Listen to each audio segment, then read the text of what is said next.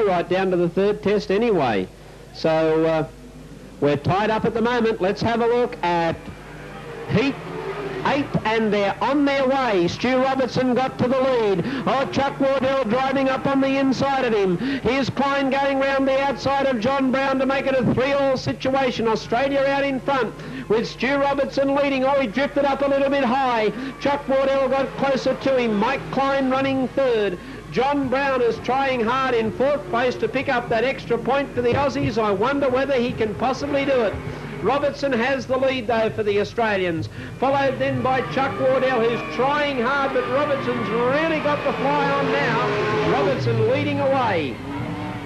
Here's Wardell driving up to him very closely. He's starting to hike a wheel. He's going that fast into that corner, Chuck Wardell. Then comes Mike Klein, followed by John Brown, who's trying his heart out at the back of the field.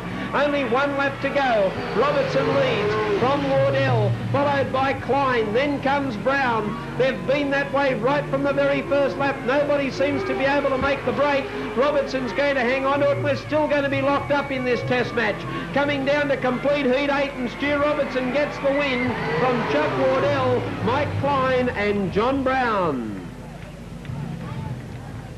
A heat time of 1 minute 9.207, and Australia's Stu Robertson was first and scored 3 points.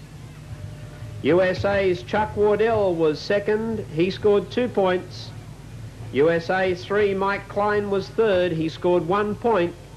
3 points each from the heat, and still this test match, now getting down to just 4 heats to go, is locked up at 24 all. As they say in the classics, you can't get much closer than that, and you certainly can't. I don't think John Pine would want us to make excuses for him, but it certainly is a big advantage when you've got that local track knowledge, when you know your car's just not giving you that full 100%. Just about set. Pine's got the inside. Away. And Mike Klein goes up on the outside of Pine, but Pine holds him out, and that's the first time tonight we've seen that. John Pine, the superstar in the pit crew Firebird, races to the lead. Klein in second. Australia hold the upper hand because Robertson's in third, and in fourth position Pearson. Pine in front, 1 lap down, but only by the hen's teeth in front. Stu Robertson now goes up to Mike Klein to try to take second away, and tailed out the last is Pearson, but by no means out of it. Only about 30 metres cover first to last, and this is one of the best heats so far. Down to complete 2 laps, and it's John Pine for the Aussies. John Pine in front, holding off the determined challenges for Klein. Klein's gone! Stewie Robertson into second. Oh, Klein's fault there. His own fault. He can't blame anybody because he blew it. John Pearson in third position. Stu Robertson will have to hold out Pearson. Hold him off, Stewie. You've got to fight now. Oh, the red light now, Ross. That is unbelievable. But Klein was clear, and he was off the track, and I just noticed he drifted down enough onto the track to call a race stoppage. And I don't think that's very fair indeed on the Australians, because they had it shot to bits. He's not breaking any rules. He's using the rules of racing, in fact, to his advantage. It will put him at the back of the pack, but the Aussies have got the chance. This could be the crucial heat where the Australians now have a chance to be 5-1. Boy, oh boy. Very unlucky for the Australians, I felt. I thought Klein was clear of the track.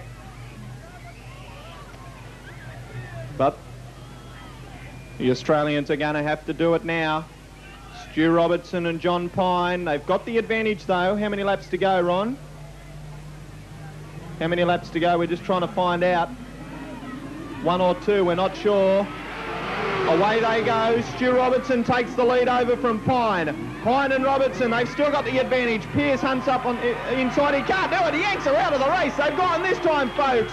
Stu Robertson and John Pine away. They're going to get the white flag, so they got 1 1/4 revolutions of the Motordrome to go. It wouldn't matter. They got to have 10 laps to go, and they'd still finish in front. This is a 5-1 coming up for the Aussies. Stewie Robertson in car 4 and John Pine in car 1. Away they go. Pearson and Klein, no challenge to the determination of the Australian drivers, and what a whitewash. Robertson first, Pine second, Pearson third, and Klein last.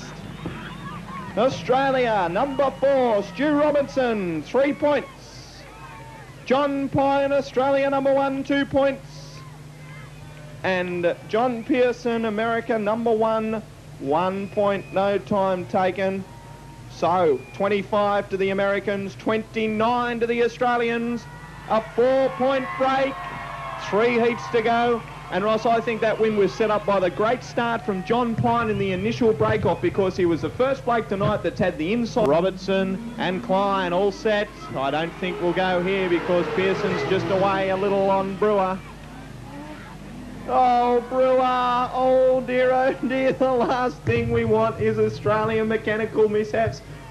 Yeah, gee, we're not racing. something went wrong now and gave the Americans an opportunity to get a 5-1. It puts them right back in the test with the last heat. And Bob Brewer, I just think, missed the lights there. I don't think he was concentrating on the lights. Yeah, he could have been blocked for view too, because he was trying to get up on the inside of Pearson, and he may not have seen the marshal on turn 1. So certainly the concentration shown by these drivers is very fierce and enormous, and they're going to be really sweating out there to get this Australian victory. Bob Brewer, Stu Robertson, Mike Klein and John Pearson clinging on to the American hopes. Don't forget, Australia might wrap up the Test Series 2-0 if they win tonight, but it'll make the National Tour Series 2-all. So Australia and America around the country, neck and neck, and it could well come down to the third test that will be on here in the coming months to sort out the real winner to the 88-89 season. We think it's going to be Australia. Let's see if they can prove it here. Just about set. Yes, he gave them away this time, and Pearson bolted off the inside. Stu Robertson immediately gets the better of Klein and Bob Brewer into second. So it's pretty even at the moment. Klein goes around the outside. Stu Robertson holds him off in a good drive. Klein throwing everything at Robertson. Nearly takes it sideways. Stu Robertson up on the dirt track, and Mike Klein takes into third. Hope for the Americans as Pearson gets away. Bob Brewer clinging on to second. Mike Klein could get up on take Brewer here, and that could be a 5-1. Stu Robertson's out of the race. Oh no, tragedy for the Australians. Could the Americans pull the fat out of the fire? Bob Brewer, you've just got to hang on to that 2-point son. John Pearson in front. He drifted off. Bob Brewer trying to get up and beat him now, but Mike Klein's right on his hammer too. Mike Klein could still even win this race theoretically. That's how close they are. Only a garbage bag would cover him.